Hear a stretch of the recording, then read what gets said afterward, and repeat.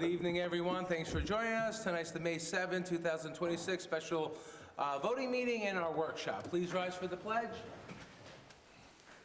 I pledge allegiance to the flag of the United States of America and to the republic for which it stands, one nation, under God, indivisible, with liberty and justice for all.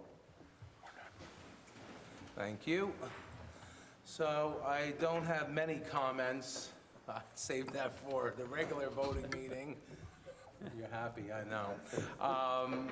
But just a few comments. One, for people who reside in Hillside Lake and Warren Farm Road, you'll see some activity soon.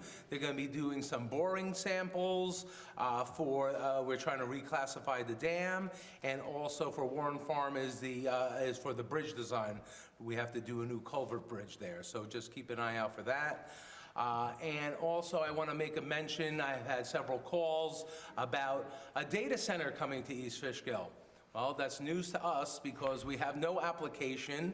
I did receive a call from a journalist this week on that, saying a huge 1,000-megawatt data center's coming to East Fishkill. And no, I don't know about any of that. As far as we know, last I knew when we talked with Central Hudson, there's only 45 megawatts available on the entire east and west campus sites, and that includes the surrounding area, Lime Kiln Road and all that. So there's only 45 megawatts of power.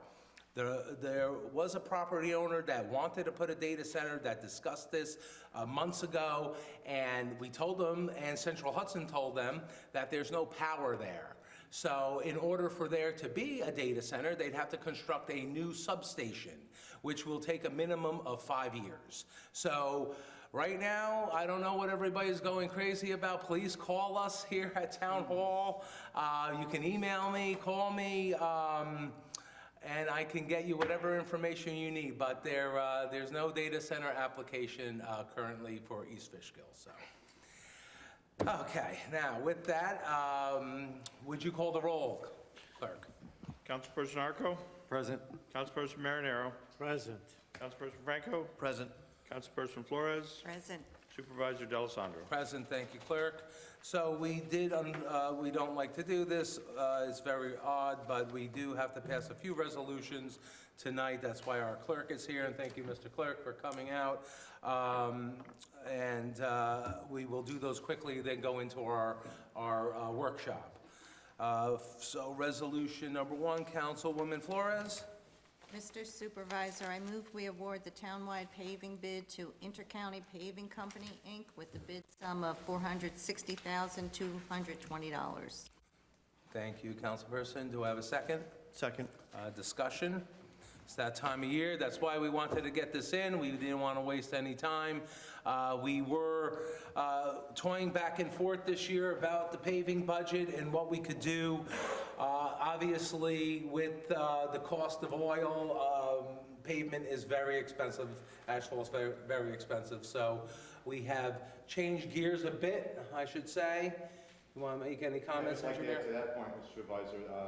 Our unit price between last year and this year has gone up 22% on the asphalt, just to kind of give you an idea. So we did want to try to scale back a little bit how much paving we did this year, hoping that next year it'll come back down. The other point I'd like to make is, in addition to this money, the $460,220, there's approximately another $350,000 that's going to go into this project for full depth reclamation of the existing asphalt. So if you add the two sums together, it's more like around $800,000. And whatever dollars, so everybody understands at home, whatever dollars we don't spend in that budget will be earmarked in the paving budget for next year. And that other portion I just mentioned, in case you're wondering why we didn't go out to bid, we're piggybacking the statewide bid on that work. So. All right. Any questions or comments for the engineer? No. No? Anybody in the audience wish to speak on this resolution or any others? Okay. Have a motion and a second. All in favor, say aye. Aye. Opposed? Motion carried. Thank you. Okay, number 2, Councilman Franco. Mr. Supervisor, I move we authorize the hiring of Shane Driscoll and Matthew Partridge as seasonal laborers in the Water and Sewer Department. Thank you. Do I have a second? Second. Discussion? So it's that time of year as well. Like I mentioned to all those parents at home that want their children to have some summer jobs, please call the town hall, the highway department. We're always looking for seasonal laborers. They're outside working, getting sun on their face. It's a great job to have. So please call the town hall if you want your children working. We will gladly hire them. Any discussion? All in favor, say aye. Aye. Opposed? Motion carried. Thank you. Number 3, Councilman Marinaro. Mr. Supervisor, we authorize to advertise for bids for construction of the Route 52 Commercial Sidewalk District. Thank you, Councilman. Do I have a second? Second. Discussion. So we have been discussing this. We received a New York State grant for sidewalks on Route 52 for almost 1.8 million, I believe. Correct. So this, now we're time to go out for bid. There is a 20% match. The total project is what, 2.3 or 2.242. 2.24. So this will allow us to go out for bid, and was it 30 days? We'll have that for next month? Fingers crossed. We're waiting for final approval from DOT. Okay, very good. Questions for the engineer? No. All in favor, say aye. Aye. Opposed? Motion carried, you. thank you. And last resolution, Councilman Arco? Mr. Supervisor, I move we authorize appointing Samantha Wan as a full-time clerk provisionally until eligibility for permanent status is established in accordance with the civil service rules set forth by Dutchess County. Thank you, Councilman. Do I have a second? Second. Any discussion? I believe we'll be utilizing the new clerk in several roles, right? Yeah, she's just filling a spot, open spot for a clerk that travels to different departments based on need. Any questions? All those in favor say aye. Aye. Opposed? Motion carried, thank you. City Clerk, wasn't so bad. Do I have a motion to close the voting meeting? So moved. Do I have a second? Second. All in favor say aye. Aye. Opposed? Voting meeting closed. Good night, Peter. Thank you, Peter. I hope you get out of here today, Tom. Do I have a motion to open up the workshop? So moved. Do I have a second? Second. All in favor, say aye. Aye. Opposed?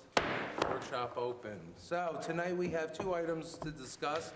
One, we have friends of ours here from the Carmel Central School District. We have Superintendent Michael Plotkin and Assistant Superintendent Ken Silver. Thank you for coming. They're going to give a presentation on our Carmel Central School budget. Floor is yours, gentlemen.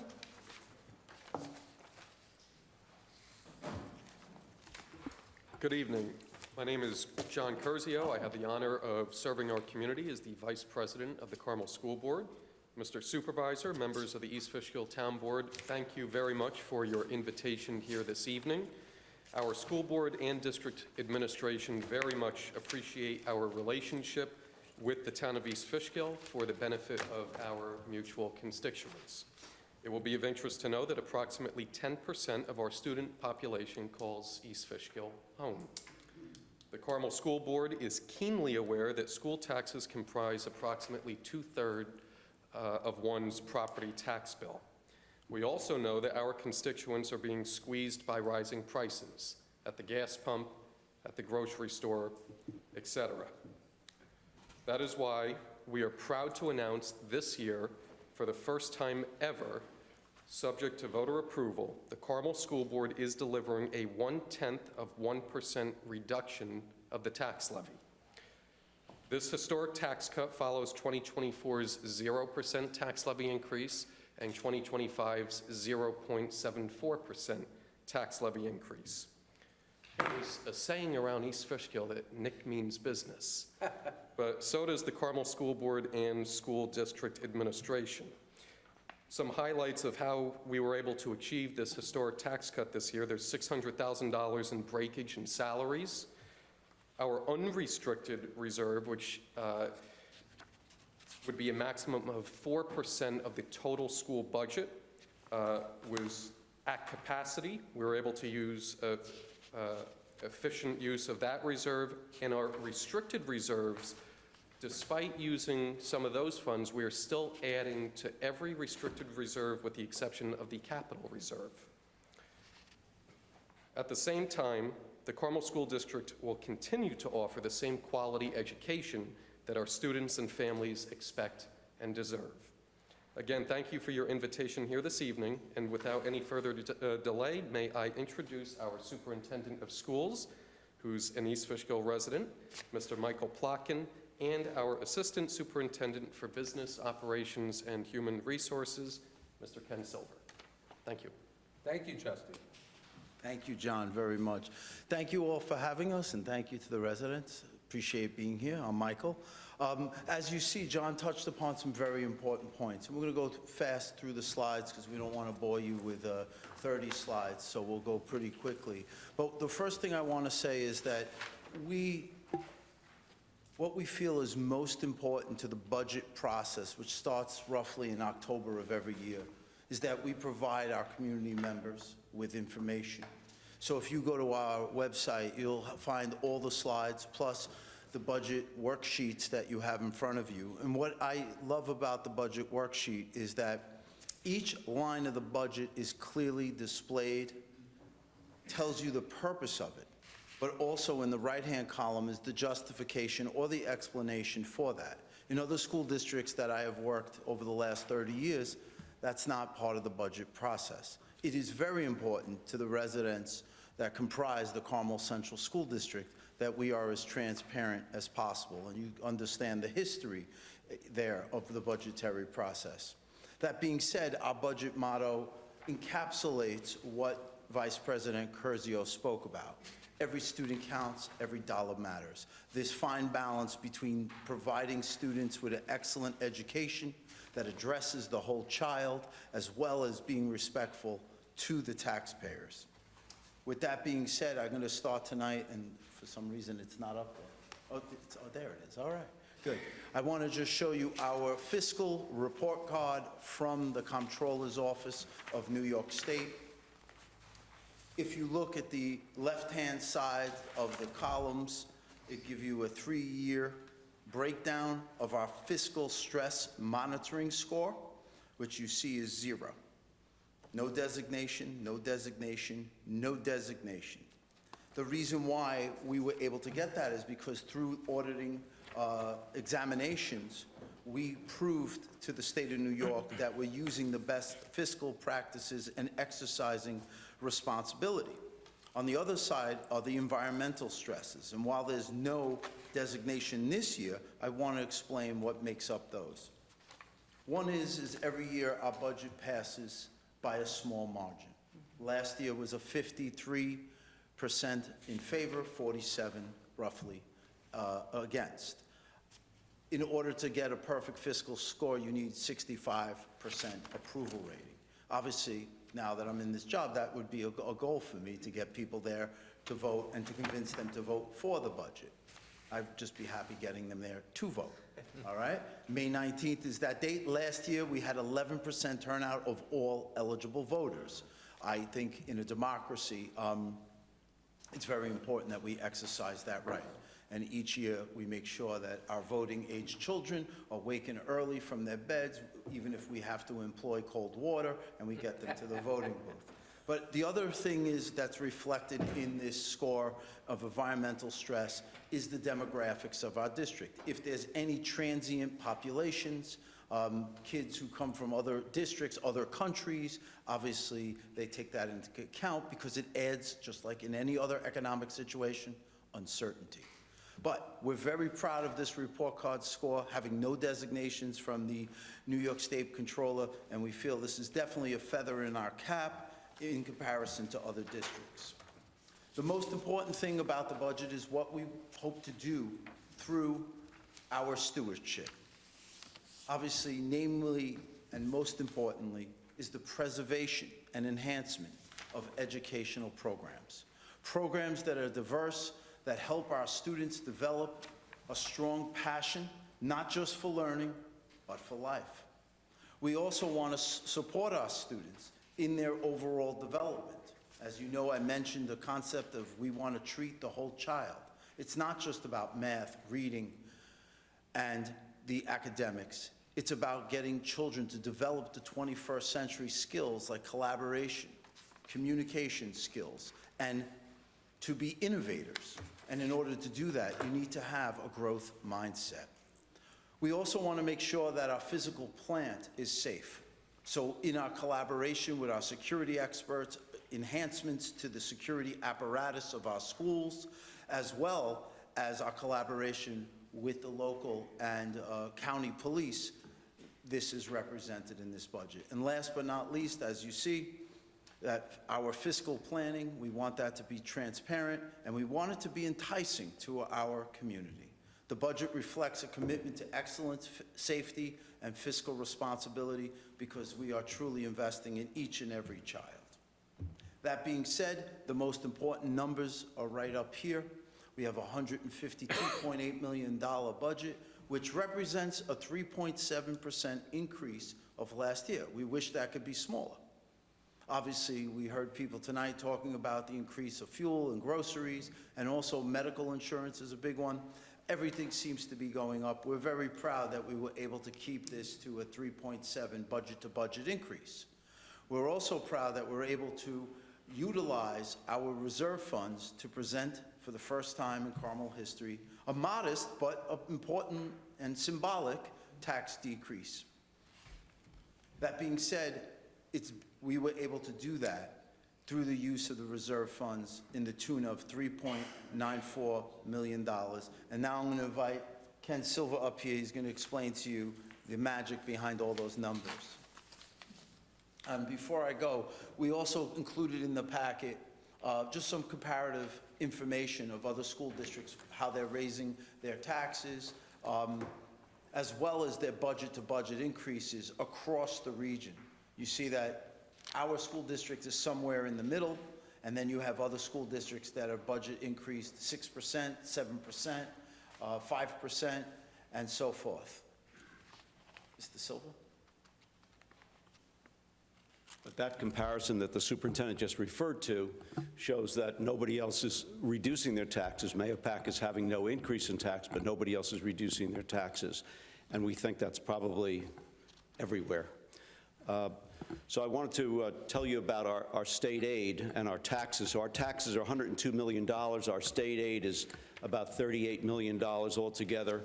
And then other sources of revenue, such as interest. Our money is swept every night into a New York liquid asset fund, so there's no money sitting in any of our accounts overnight. And that includes payroll. Comes back the day before payroll and goes out. So our money is always earning interest. We earned almost $2 million last year in interest from our reserve funds. So we're using about 11% of our reserves in the proposed budget. And that's about $3.7 million. And those reserves, if you have that big document, audience as well, if you look on the bottom of page 2 and page 3, you can see the various reserves. And as the superintendent said, each line of that budget on the right-hand side, it explains, particularly with the reserves, what the reserves were as of June of 25. We don't know yet what they'll be at June of 26, but it shows how much there is available of that. And the last of the reserves is the unrestricted reserve that Mr. Curzio spoke of, where it's 4% of the actual budget. So if you took the budget for next year, multiply it by 0.04, that gives you that reserve of about $5.8 million. That reserve, anything can be done with it with board approval. The other reserves have to have specific reasons, and in some cases require voter approval, such as the capital reserve that's on that page. On page 1 and part of page 2, that shows you our revenue, where it comes from, and each line explains what the revenue is. Most important is the foundation aid, which is a set amount. We have something called hold harmless. No matter what our enrollment is, our foundation aid stays the same. So if our enrollment drops, we still don't lose anything. A few years ago, the governor was trying to eliminate foundation aid, which would have hurt us badly, but we're okay right now. It's an election year. Governor's running for re-election. Foundation aid is off of the table. All the other aids are based on what we spend the year before. So our transportation aid next year is based on what we spend this year. Our special education costs, our aid is based on what we spend this year. Our construction costs, everything that we spend on comes back next year at about 60%. Also, we want to talk about our UPK program, our Universal Pre-Kindergarten, We expect to get 10,000 a child for next year. We have about 150 kids enrolled already for next year. Everybody's getting their first choice of location. There's no lottery. Everybody's included. And we have 8 locations. One is a school, St. James School in Carmel. The others are all daycare centers in various places around this part of the county. And the children do very well. We do know that statistically, when a child goes to UPK, Universal Pre-Kindergarten, they have a big leg up. Children who don't go sometimes are as far back as 2 years. The other important part of that is that when we catch a child early with special needs, there's the chance that they won't need special needs all the way through high school. And so if we catch them at 3 or 4 years old, provide those services early on, that we can declassify them later on so they don't need that. We don't know exactly what our state aid will be because, as you know, the state budget is more than a month late. And so everything that refers to state aid on the first page is my estimate of what it will be based on something we received on January 20th from the state. But that's old news, and we do expect some of these numbers to go up a little bit because of inflation that has taken place since January, particularly the foundation aid, which is at 1.7% increase. We may get a little bit more. But all of our estimates for revenue based on the state are all estimates. Superintendent. No school budget would be complete without a little discussion about athletics and extracurricular activities. Obviously, we have a very robust choice of what kids can do in 3 different seasons, ranging from modified, which includes 7th and 8th grade, all the ways up to 12th grade, including modified, freshman sports, junior varsity, and varsity. We're also very proud of the co-curricular activities that we offer students. Each year, we have new clubs developing based on what the kids want. And this is really lovely because it allows kids to come into our schools, for them to identify what their interests are, and for the faculty in the district to respond to that. One of the examples is the students just created a new newspaper club at the high school, and they named it the Ram Page. And we're very proud of that. The first edition is coming out tomorrow, and it's printed just like a regular newspaper, and we're very excited about that. That being said, I want to just transition to transportation. Our school district is comprised of 88 square miles. We have over 100 buses, about 80 different routes, and we carry kids to and from school and their activities each and every day. And this is an area where we've made some important gains. Ken talked about state aid, but also a lot of questions we've gotten in this area is about the EV mandate, the governor's mandate to transition to EV vehicles. One of the things we've been doing over the last couple of years is leasing buses, the larger buses. And that has also helped us because it ensures that we have a newer fleet.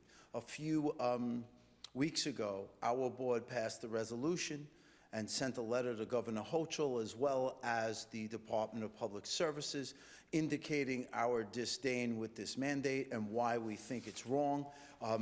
During a feasibility study that was conducted earlier this school year, we received information, and it's a very modest estimate, that it would only cost the district about $44 million to buy the buses. We know that there's other infrastructure and there's other problems with this plan. We're asking the governor, as well as other state legislators and representatives in various departments, to reconsider that and fund the mandates that they so proudly bring forward. That being said, we want to also talk about just if people could go to the website, they could look at these slides at their own pace. I also have a few budget videos that I created on there that point out certain things, like people would ask, if you're using the reserves, how much money is left in the reserves? Are you cleaning them out? Obviously, in the slides, it shows you that the reserves are in very healthy condition. But you also have budget summary slides where it compares the revenue to the expenditures, shows you exactly where the money comes from in terms of the tax levy and the other revenue that we collect and put forth to the following school year. And last but not least, the expenditure overview by major category. That just like any other good school or good school system, the majority of funds goes to the teaching and the learning of students. It's instructional bound. And we have wonderful teachers and staff that are included in that expenditure. With that being said, I just want to also review with you that the goals of this budget are very important. You know, it's said that our children are a message that we will send to a time that we never see. And I take that very seriously as the superintendent. And I know my colleagues do as well as our board. We want to make sure that we send the best message to the future. We know that there's a financial commitment to that as well. But that doesn't mean we have to make everyone go broke. So, that being said, we appreciate your time this evening, and we want everyone to come out May 19th. There's 3 voting locations depending on where you live. We have the district office for our Patterson residents, Kent Elementary, which would be mostly East Fishkill, and parts of Kent and so forth, and of course, Carmel High School. We'd like to get more than 11% voter turnout. That's the big one. Thank you very much for your time. We greatly appreciate it, and the audience that you have given us here tonight. Thank you, sir. Always nice to have a good presentation. Thank you to Superintendent Plotkin, the Assistant Superintendent, Mr. Silver, and of course, the school board, the Vice President, Mr. Curzio. Appreciate you always coming here, giving your time to our residents who live in the Carmel Central School District. Appreciate it as well, so thank you. Thank you. Okay. Next, we have tonight with us our town planner, Michelle Robbins. Where is she? Is she here yet? Mark's checking.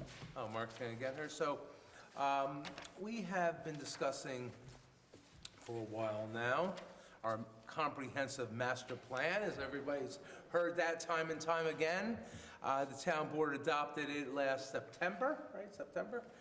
And now we have moved on to the implementation phase. We did last town board meeting, institute a new comprehensive master plan implementation committee. Thank you, board member, because there's so many of the boards I keep forgetting, but we do have several members here. Would you like to introduce some of them? We do. We had our first meet and greet with the implementation committee last week, and I'm thrilled to see a number of them here tonight.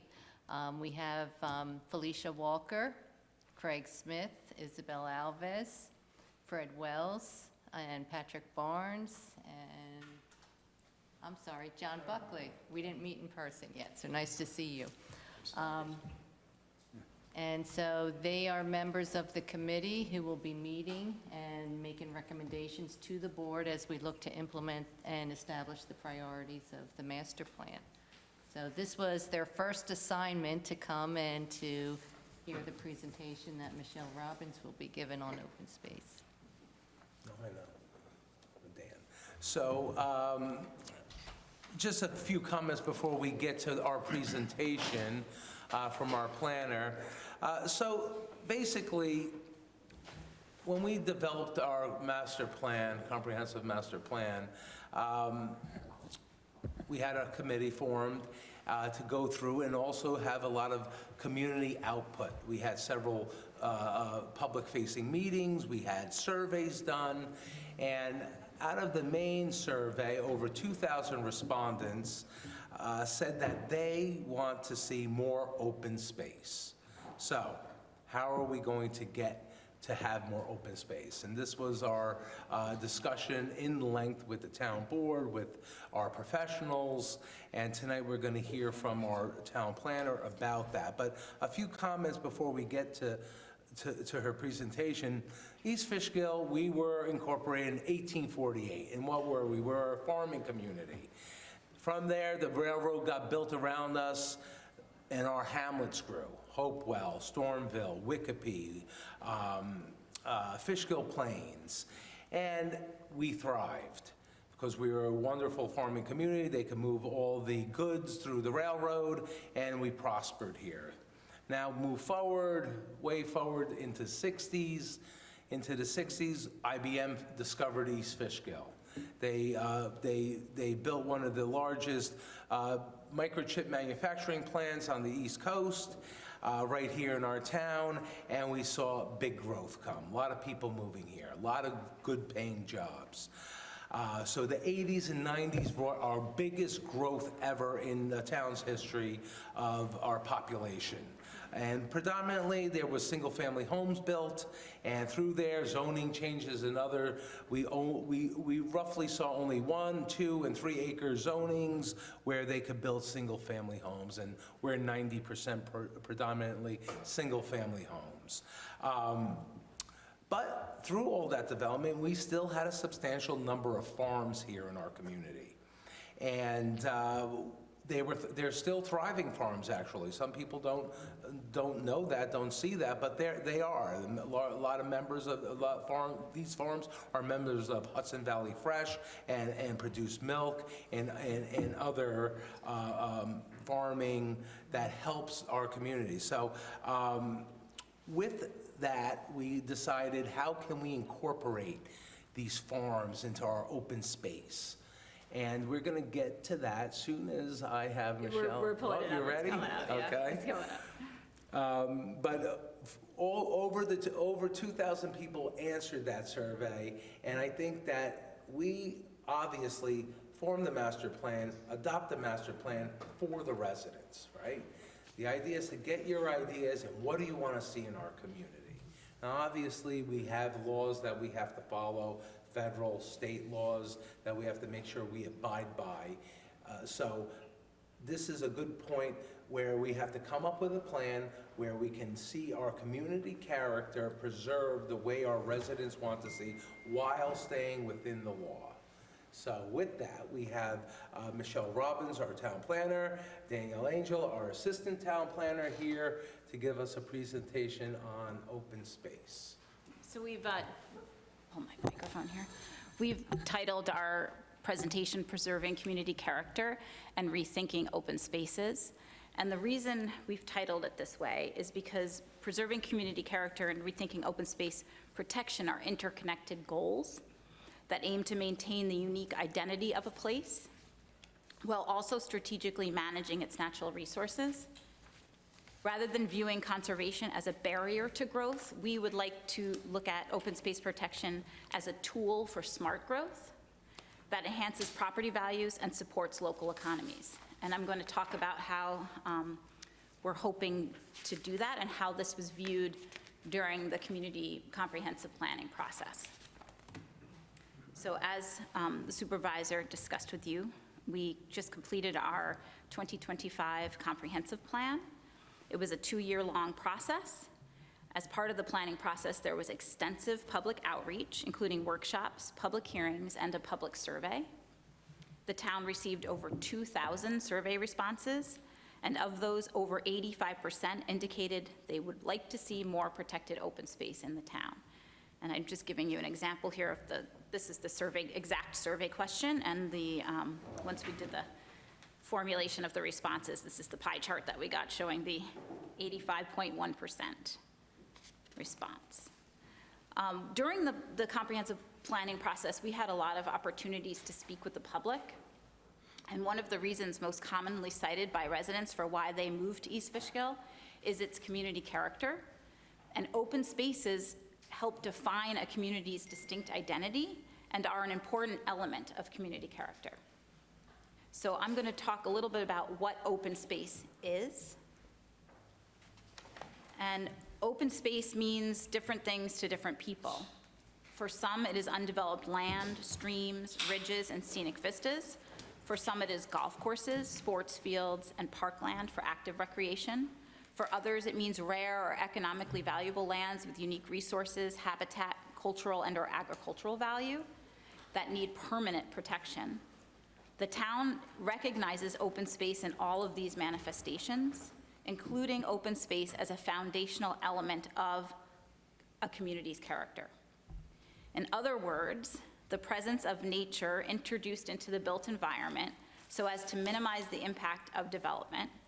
And in simpler terms, it basically gives character and contrast to the built environment, having open space. So when you look at open space as a component of community character, it is easier to understand how the protection of open space is fundamental to a community's distinct identity and to giving a location a sense of place. What do we mean by a sense of place? It is the unique personality or spirit of a community, formed by a combination of its physical environment, its history, its culture, and its distinct identifiable features. A community's sense of place can serve as a powerful engine for economic stability, and it allows a community to attract and retain the assets that drive modern growth, which are like talent, investment, and loyal residents. So the principles and practices of urban planning remind us that open space must be seen not just as space remaindered from development or green splotches for parks on land use maps, but as an essential element determining the character and quality of the urban, and in our case, suburban environment. So now that we have a sense of how open space influences community character, let's look at the concept of community character itself so we can get a better understanding of why community character preservation is such an important element of placemaking, which also in turn, as we discussed, supports economic growth and stability, as well as quality of life. So community character is defined by the American Planning Association as the distinct identity of a place, the collective impression a neighborhood or town makes on its residents and visitors. It is in the context of how to balance growth and development with the town's historic, agricultural, and rail identity that the Comprehensive Plan Committee set about formulating the recommendations that are in the plan for preserving open space with the goal of rethinking the relationship between open spaces and community character in our town. In other words, we wanted to plan how our open spaces can support, generate, or cultivate community character, while also balancing these efforts with economic development. Communities that plan carefully for their future and conserve their important open spaces are much better able to attract the businesses and jobs that improve the local economy and sustain quality communities. So I'm just going to go over some of the benefits of open space. I mean, there's so many, and this is not an exhaustive list, but there's some here that maybe you don't think about, and it's important because it sort of speaks to why it's so intertwined with community character. I'm going to just read a few of them. Open space protection can limit traffic. It's more obvious that it can limit development, but when you limit development, you can also limit traffic. So if there's a particular open space that's located in an area where you might have a lot of traffic congestion, that can help ameliorate traffic. It supports agriculture. Open space can be farmed and can continue to provide food and other resources for residents. It can act as a natural temperature moderation. It can protect scenic views and vistas. It can also help with stormwater management by storing and slowing runoff. It helps with flood control. It can improve drinking water by providing a natural filter, and many other benefits. Who benefits from open space? Pretty much everyone, but you can make a real strong case for residents, local businesses, and municipalities. And in the list that I talked about previously, you'll find many of the same things here, but I just wanted to mention specifically that you generally see enhanced home values with places that protect open space well. It would look for local businesses. It can generate tourism and contribute to local economies in terms of jobs and business growth and taxes. And for municipalities, open space can help avoid costs of community service, strengthen economic stability, and also help with flood control. Those are just some of the benefits. I also wanted to just touch on quickly recreation use values, because this is, open space resources often can also have indirect economic benefits, and people don't think about these things sometimes. As discussed in the previous slides, one of the benefits is that it can provide recreational resources. And this table shows the monetary value of different recreational uses common to open spaces. Recreational use values represent the economic and social worth assigned to the benefits that people gain from engaging in the leisure activities and outdoor activities they can do on open space. because many of those activities, such as like hiking and swimming in a public lake, do not really have a set market price. So economists use specific methods to estimate their value, and these are some of the values that were estimated for 2025 in New York for some of the activities that you see above. And this helps us estimate values for land management and policy decisions. So then we get to the important part of how open space is preserved. And now that we've provided that argument, let's think about how we can protect these open spaces. And there's three main preservation tools: planning, regulation, and acquisition. In our town, we've experienced all three of these tools for open space preservation. But it includes zoning, it includes conservation, subdivision, clustering, actual funding of open spaces by regional and national land preservation organizations, conservation easements. The next slide, I just wanted to show folks a little bit about, this is Merritt Park in 1995, pre the Merritt development, and then post. And we're all aware of the heavy traffic flow and congestion that you can experience on the Merritt Park Boulevard. And, you know, studying open space protection and preservation, and I'm going to do the next slide, and showing some of the ways that you can plan development in open space to sort of ameliorate some of these impacts, I think is what we're trying to, we're not trying to say stop growth, we're trying to say do smarter growth. So the next slide is just some of the beautiful, actually every single slide that you saw were all beautiful open spaces in the town of East Fishkill. And I just wanted to sort of leave it on the note that preserving open space is about being strategic about limited resources to gain the most benefits for the community. And you, as the residents of East Fishkill, have a say about how to direct those limited resources. So I don't know if you want to talk a little bit about the next slide, which is, how do we go over there? There we go. Community Yes. Character Preservation Act. Yeah, so we have discussed in depth in how can we preserve some of our farmland.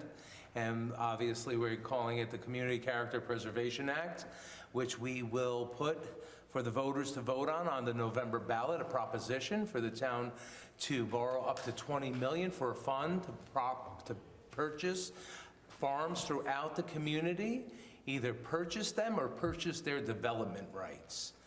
Okay, maybe not purchase all of their development rights. Perhaps they don't want to sell all their development rights or a portion of them. The idea is to have less housing, less disturbance of the land, and more open space.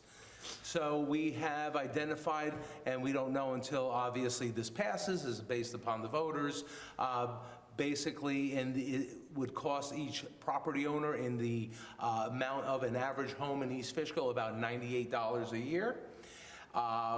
And we have identified several farms throughout the town where we have going to go into even more full-depth review to see how many homes they could put on their property if they were to sell that property. So let's discuss that a bit.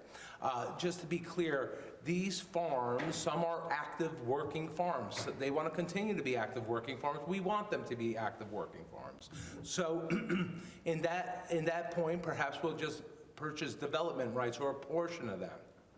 Some might want to sell the whole farm. Now, all property owners have rights. Everybody does. They have a right to sell their property. And the buyer has a right to develop it if they meet all the New York State laws, rules, and regulations, and the rules and regulations of the town. We can't stop that. That's the law of the state.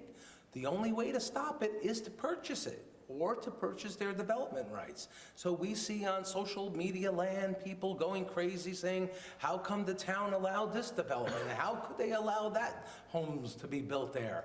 They have a right by New York State law. We can't stop them. But this will help limit that. And as the planner showed, there are many benefits to that. Traffic. Everybody doesn't want to see more traffic. I don't either. There's a lot of traffic in town, all our hamlets, okay? It strains on our emergency services, our police, our volunteer fire district, 100%.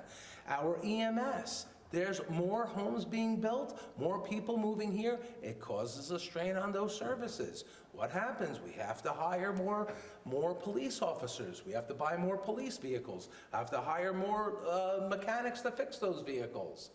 On and on and on. So this is a decision for the residents to make. If they want to see open space and preserve our town, it will be on the ballot for them to decide. And if not, then we go through each application as they come into the town. We just can't say no to a project because we don't want it. That's not good enough by New York State law standards. We have to have a legal determination to say no. They go through a very substantial secret review where they show what their issues are, and they have to mitigate those issues in order for them to get approvals for any project. So this is the beginning of us to discuss how we can preserve our town, and we're at a tipping point to lose some of these wonderful farms, and I would hate to see that. We have a beautiful, beautiful town. We are really blessed to have such one area of town that has, we're one of the largest industrial campuses in the region, and we have so many beautiful farms that hopefully we can preserve. Comments from the board? Yeah, I think, going back to the master plan where we called it cultivating balance, and that's really what we prioritize, is finding that balance in our community. And clearly, we heard loudly from our residents that they want to preserve that open space, the green space that they love about East Fishkill. And so how do we do that? And this is one of the things that we've been talking about. It was a priority coming out of the master plan.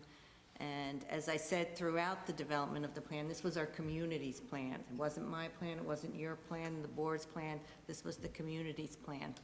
And so this is now taking that a step further where we will give the community the opportunity to decide.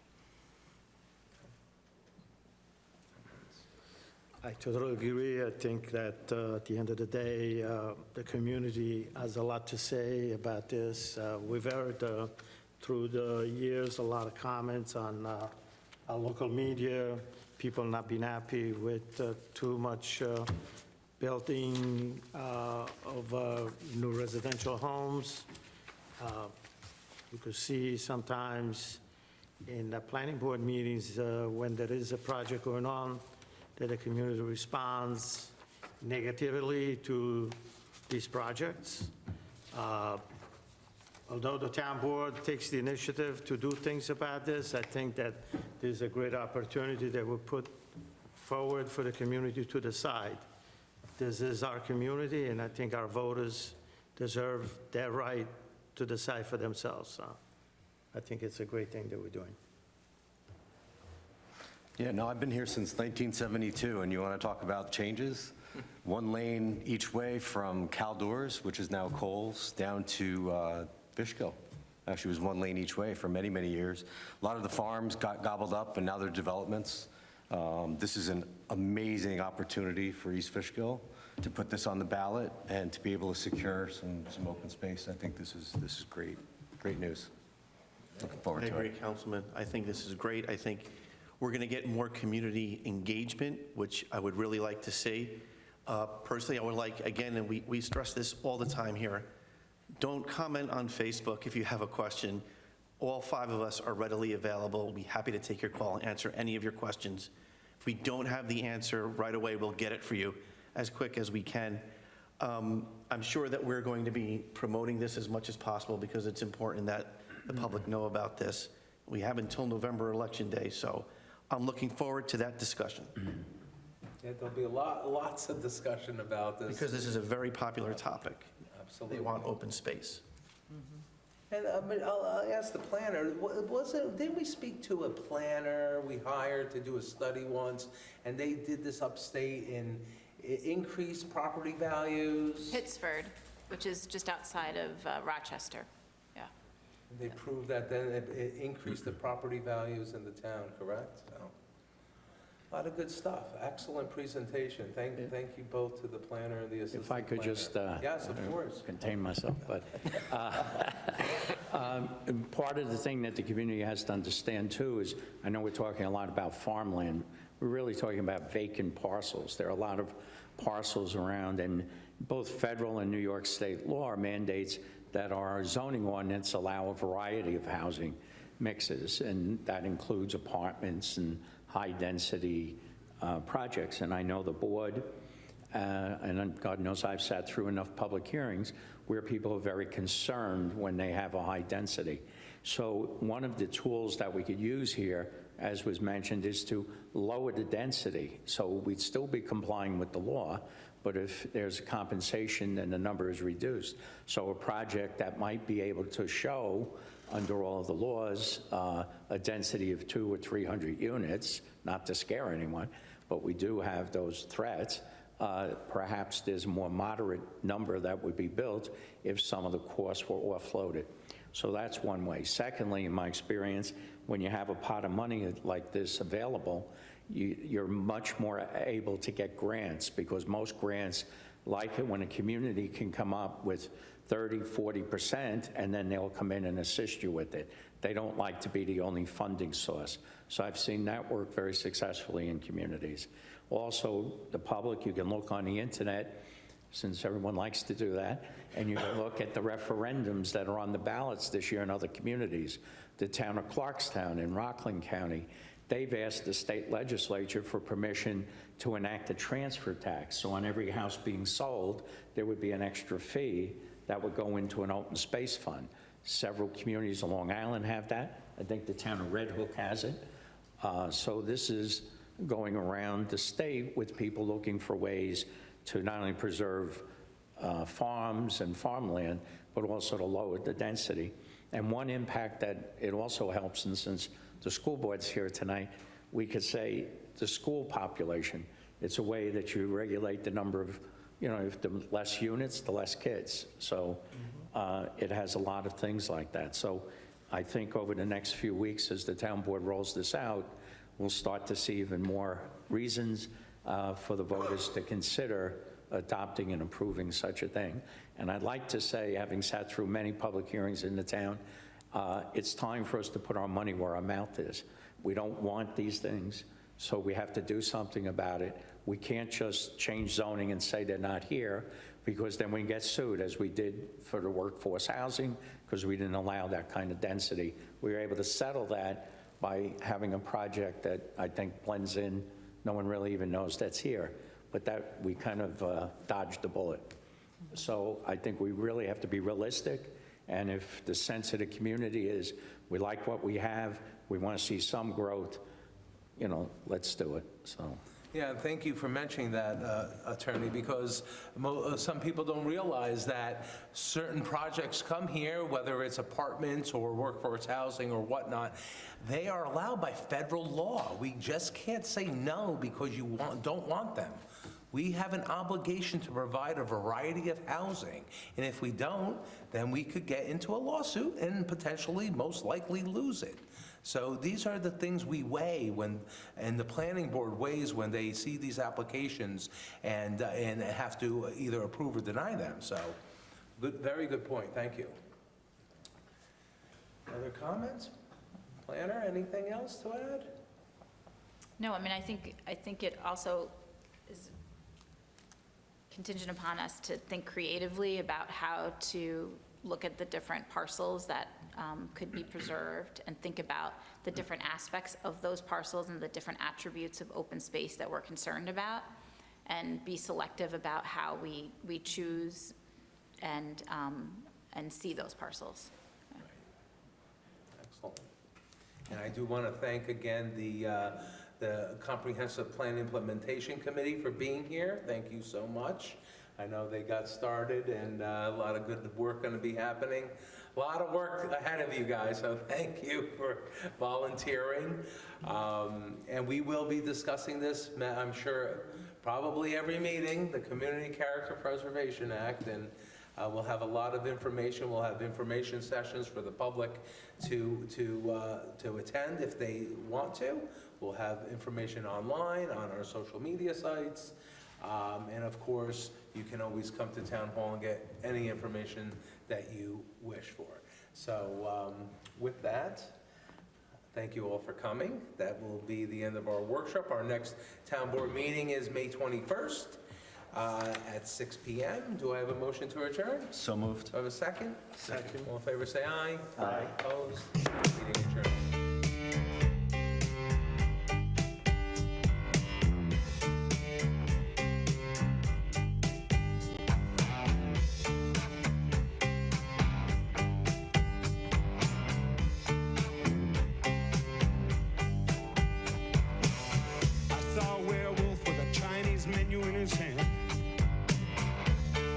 The streets of Soho in the rain. He was looking for the place called Lee Ho Fooks. Gonna get a big dish of beef chow mein.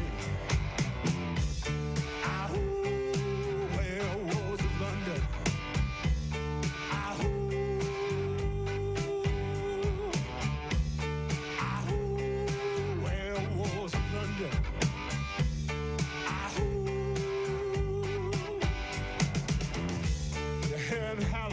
Your kitchen door. You better not let him in. Little old lady got mutilated late last night. Werewolves of London again. Ahoo, werewolves of London. Ahoo, ahoo, werewolves of London.